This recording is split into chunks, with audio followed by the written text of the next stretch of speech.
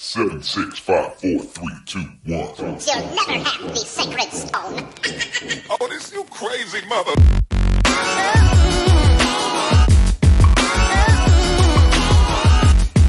Is she satisfied or dissatisfied? She is just a customer, just like everyone else. Like always, giving it to you raw and unedited. Over to you, the short one.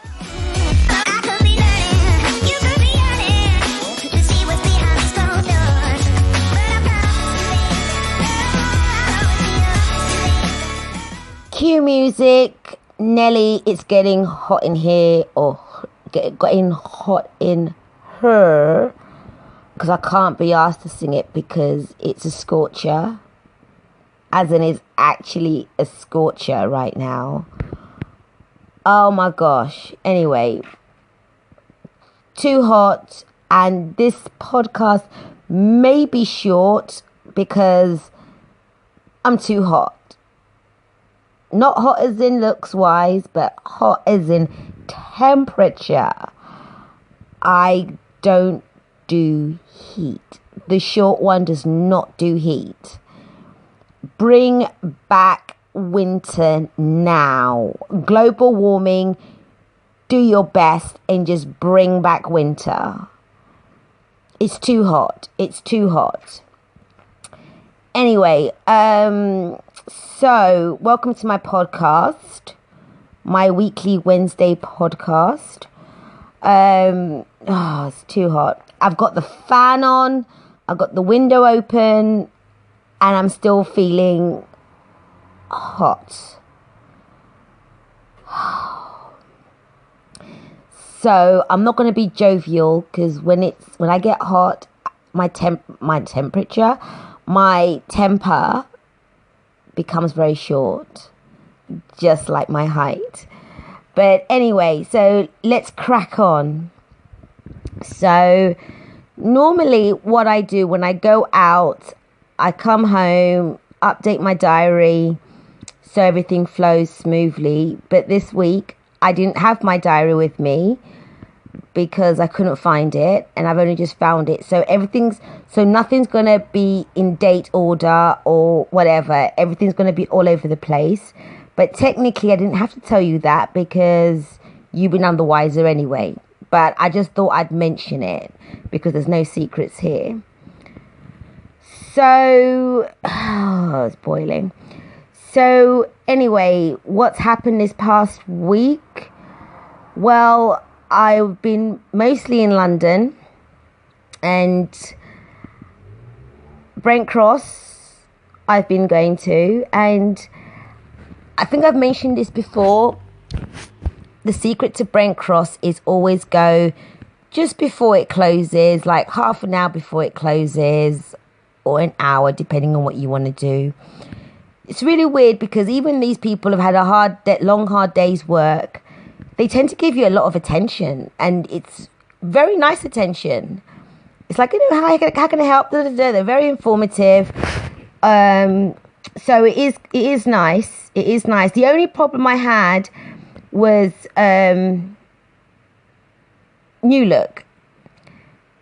Now, on the way out, passing New Look, they were literally just about to close, and I don't know, staff member, I don't know if it was manager or just sales assistant, no idea. So let's say just staff member yells out, closing in 5 minutes or whatever, like it was a pub or something.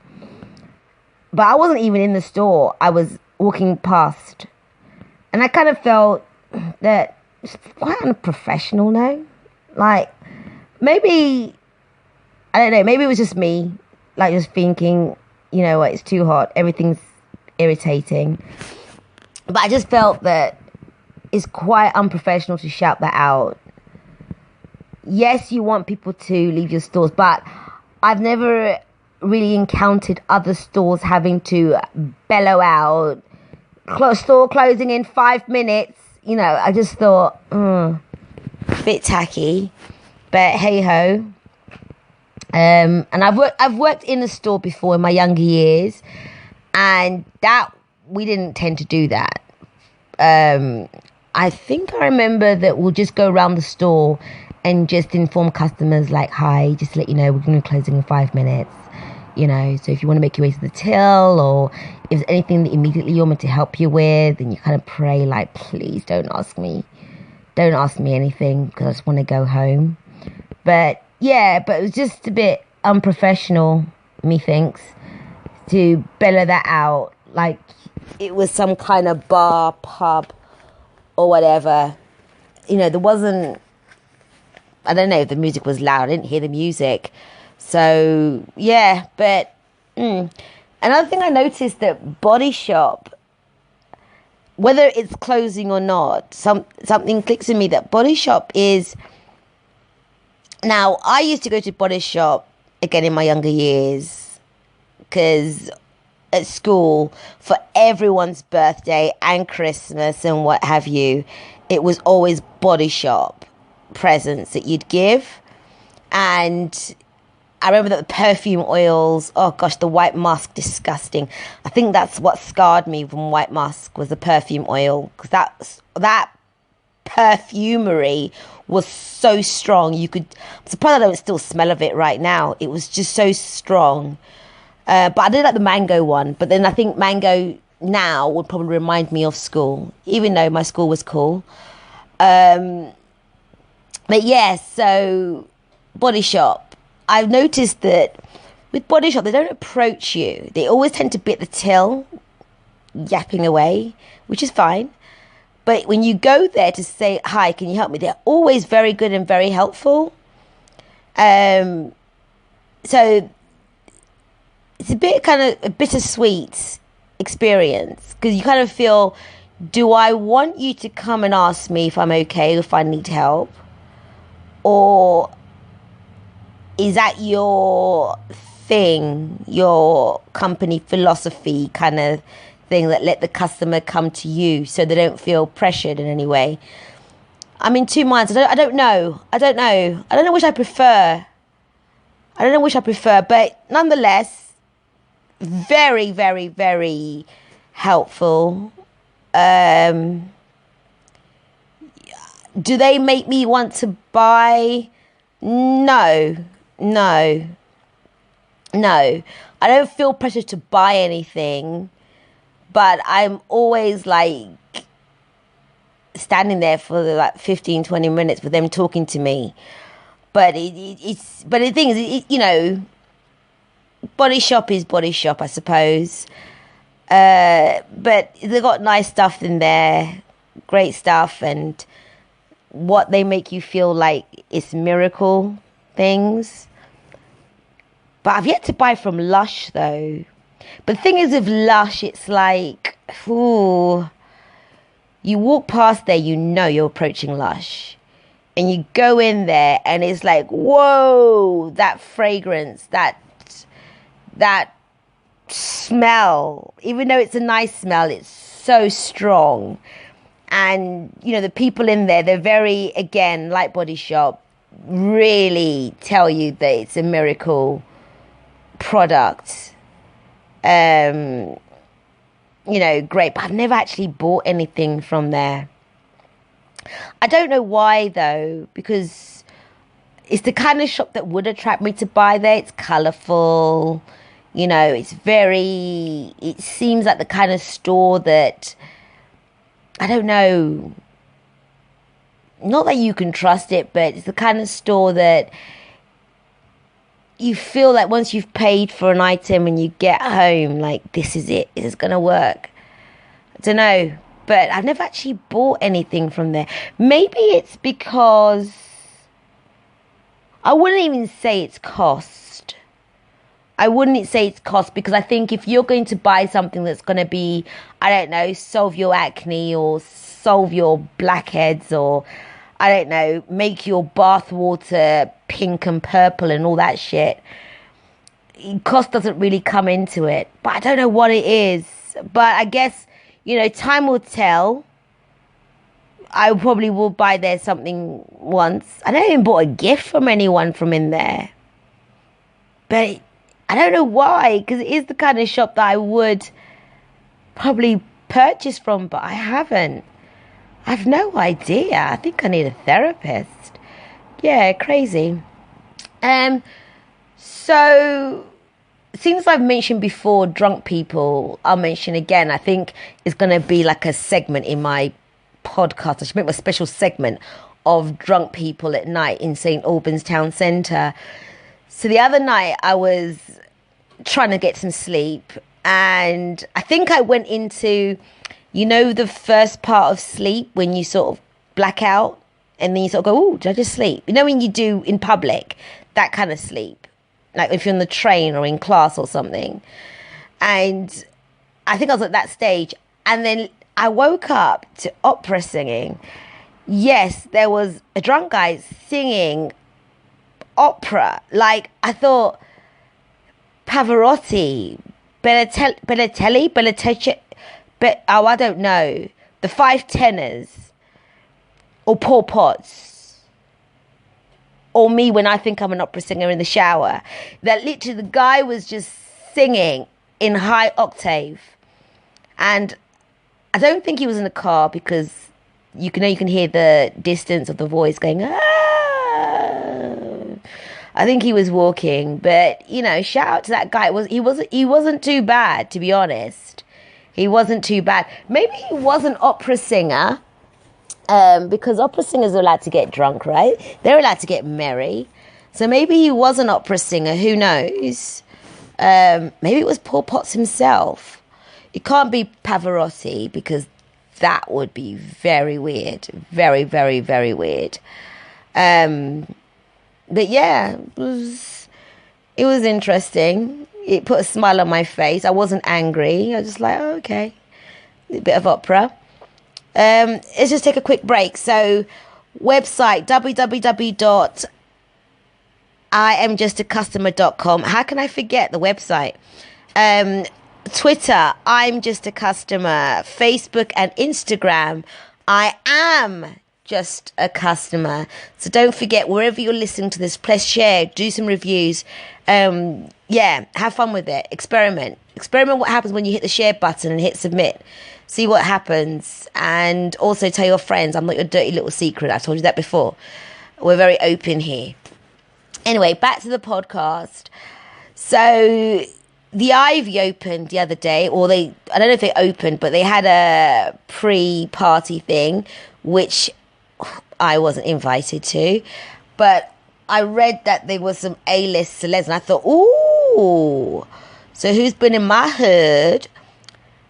But I only recognised one name, Louisa Zisman, but others I didn't recognise. But yeah, bet they had fun with their invitation to their opening nights.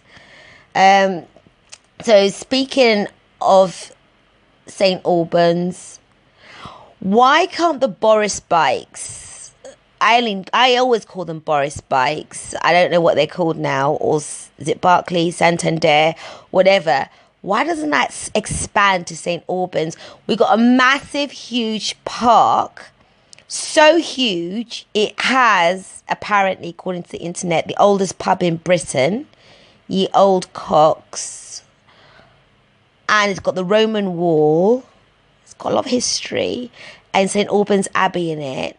But the one thing I can't say is the name of the park. I think it's called, and I think you pronounce it Verulam Park. I really can't say it. I just call it my back garden because it's behind me. But it would be so nice to cycle in there. And even in and around St. Albans. But then it would be annoying for drivers and pedestrians. But yeah, it would be nice to have somewhere where you could rent a bike. Even the ShortOne would rent the bike. Oh, I wouldn't do it naked like they do sometimes in central London, the naked bike ride. Even though I've always wanted to do that. How cool would it be just to do the naked bike ride? That would be so cool. But the thing with me, I'm very sensitive to hygiene. It would have to be my bike. And there'd be no point for me to buy a bike. I've got nowhere to store it. But, you know, I couldn't sit commando on a seat that's borrowed from somewhere, just for hygienic reasons. But yeah, I've never seen the naked bike ride, but it would be cool to do it. It's not something that I would be like, oh, I want to go and see it. But yeah, that would be so cool. But I wouldn't do it here in St. Albans because it's not that kind of town. But to be able to rent a bike, that would be just absolutely fabulous. And also it'd be nice to find somewhere where I can buy cartridge ink for my fountain pen. Yeah, I've got a fountain pen. I'm trying to bring that back into fashion. And whenever I write in it, I feel I become really creative because I become like Samuel Pepys. If you don't know Samuel Pepys, you'll need to Google him. And I feel so learned. And I feel like I should be writing in calligraphy style, but I can't write in calligraphy. Although it would be nice to be able to have that calligraphy art, handwriting, but then calligraphy you got to write slowly. But with me, I have to write fast. That's what sometimes I can't even read my writing sometimes because I'm just like writing like. But yeah, but I can't find ink cartridges, just the small ones, the small ones we used to use for school. I just can't find that at all. But yeah, so it'd be nice to have the bikes to rent and to have fountain pens available. Like for example, in Wilko's, where they've got the stationery bit has enough stationery for them to have ink cartridges. Because I'm bored with writing with biro right now. I'm really bored. I just want to use my fountain pen. Because I write so neatly with it, you know. And I just feel like I should be in that time of Samuel Pepys with that wig and that coat and those trousers that they wore with that big buckle thing and those funny shoes, booty shoesy thingies. Yeah, that would be so cool. So, to all the people that have contacted me on Facebook who have actually posted shit, I just want to say, and also I can't forget the people everyone that's listening to my podcast. You know, it's so weird. Sometimes I start something and don't finish, and I never knew that this podcast would be a weekly commitment that I would actually follow through. But when I look at the stats and I see how many people are actually listening, I just think, oh my gosh, I can't not do it. So thank you to those of you who are doing that, because you're actually giving me incentive to do it every week. So danke and merci beaucoup. I'm not saying that you're in French or German, because you could be, but and just based in the UK and in America and in India and Nigeria and Sweden. Yeah, those are the countries that I know people are listening at.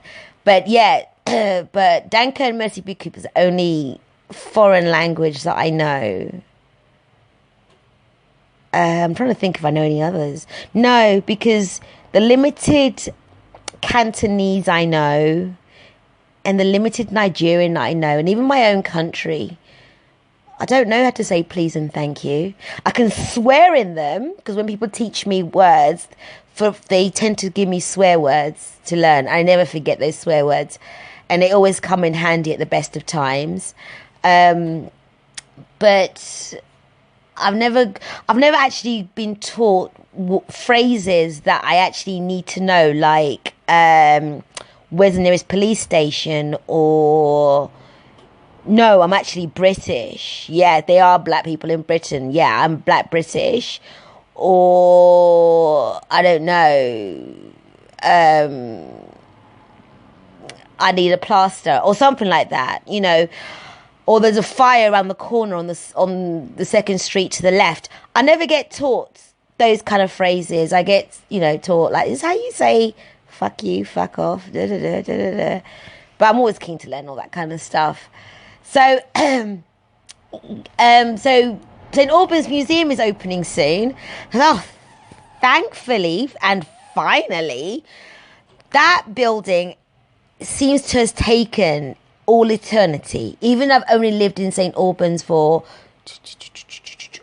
nearly 3 years, it feels like it's taken since Burger King was just a prince. I tell you, I have walked past the construction site. Sometimes it feels like, oh, no one's doing any work. I can't see any further developments, but obviously they must be doing something inside. But it's just taken forever. I remember one time it was a hot day, not as hot as it has been now, but it was a hot day, and I think they were doing the toilets. Trust me to go out and go past that building when they're doing the toilets, because you could literally smell sewage. But the weirdest thing was, I was the only one holding my nose. I don't know if it's St.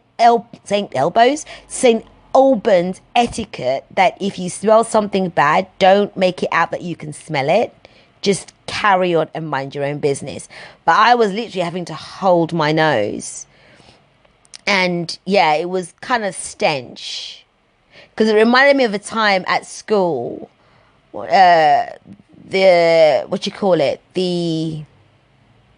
cleaner company, I think it's Viola or something, I can't remember. They came to remove, I don't know, the sanitary towel bins.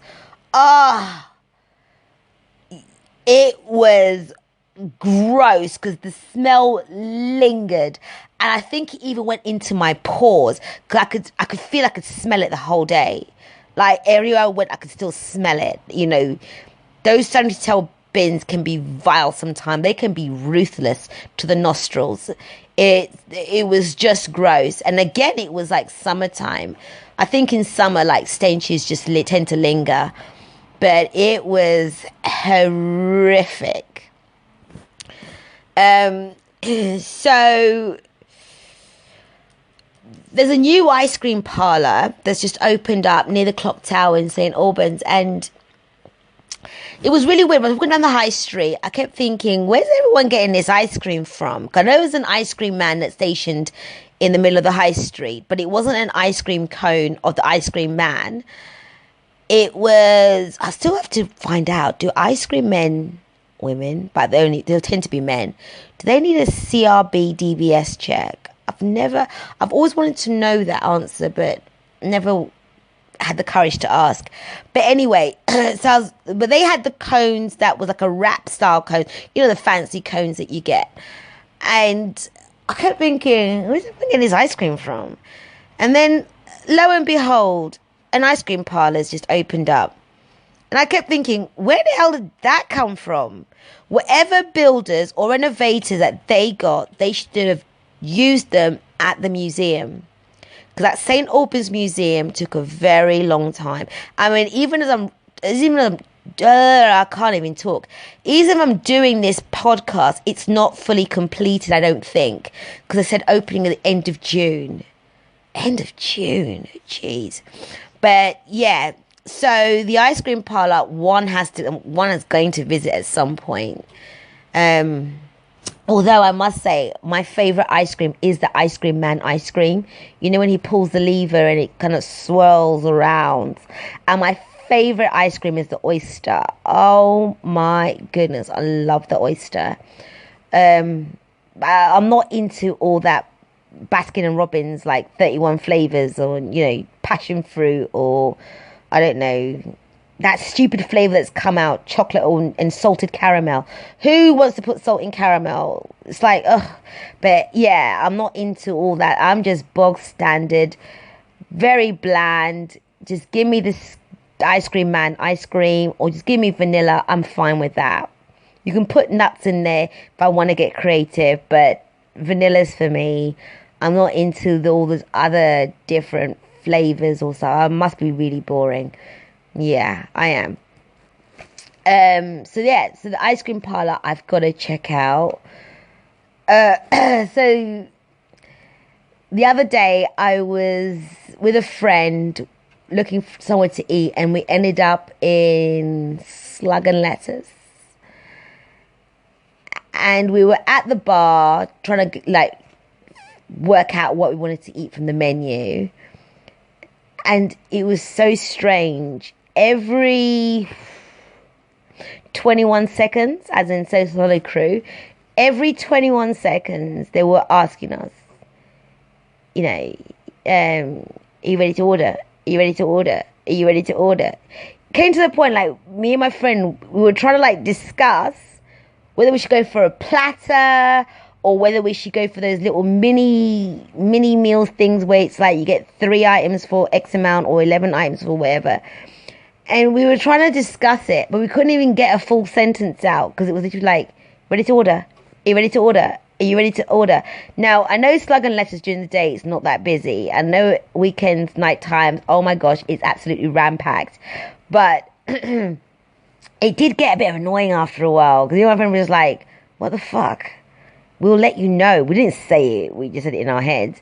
Like, we'll let you know when we're ready to order. But it was just like, you know, ready to order. But it wasn't the same person. It was, because it was like, I think it was like 3 bartenders. 2 or 3. So it was like different ones each time. And it kind of like got a bit tedious.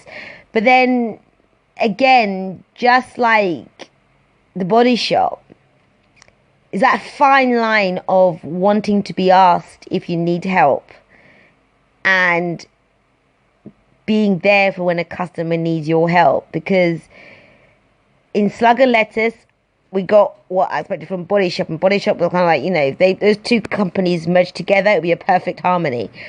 But for Slug and Lettuce, it was, you know, the only reason why we didn't walk out because we were both starving. Even though I was more vocal. I was like, I am hungry. I need to eat now. Whereas he was like, I'm not that hungry. But the way he was eating, he was hungry. I think he had more than me. He was literally hungry between you and me. But yeah, but it was just quite frustrating. And some of all that, the card machine wasn't even working. So that was a bit of a bummer. Until the guy said, you know, sit down, I'll come to you when it works. He came over, it still wasn't working. He was getting frustrated with the machine. He looked like he wanted just to go home, like hand in his notice and go home kind of thing. But yeah, but he did say just before the last try that if it doesn't work, I'll just give you a free meal, which was like, oh, okay, cool. You know, all is forgiven. You can ask us a million times if we want, you know, if we need any help or if we're ready to order. Free meal, damn right. But as soon as he said that, the fucking machine worked, didn't it? It's like, oh, okay. But yeah, so that was like bittersweet. I'm going to bring back bittersweet. I think that's going to be my new word of the month. Bittersweet. So lastly, the Holland and Barrett. I think I'm becoming their new loyal customer. They're so friendly in there. Ever so friendly. You know, ever so friendly.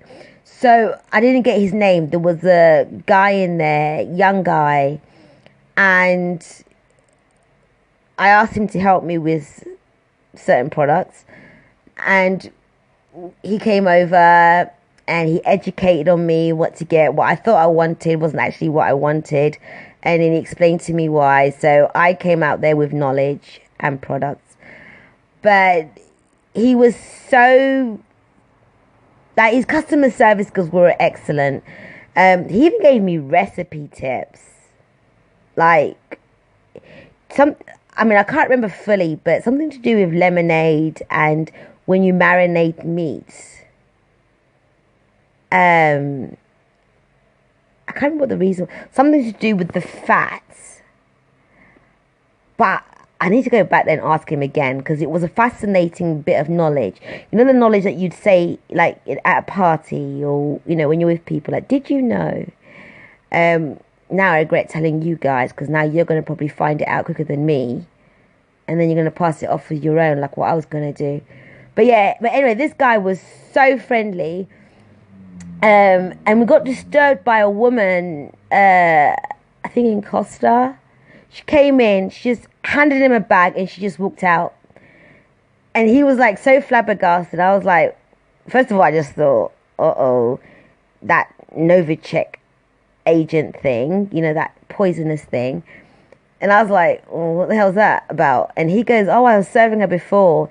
I guess she works in Costa, and she just got me a muffin. And I thought to myself, oh, that nice. But I did say to him that, you know, just because you're helping me doesn't mean I'm going to buy you anything. And he smiled, and he goes, no, don't worry about that. And then, I was like, you know, you kind of get paid to do this, you know.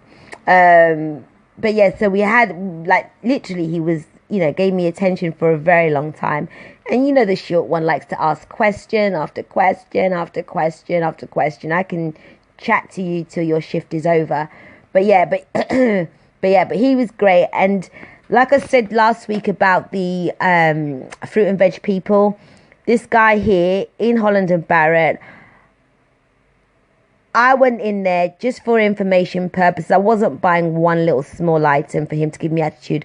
I just went in to get some information. I came out buying products. I came out there carrying a bag, you know. And again, like the fruit and veg people, if you're friendly or you're peer friendly, give a little bit of customer skills, maybe you might get people that will actually buy more than they should.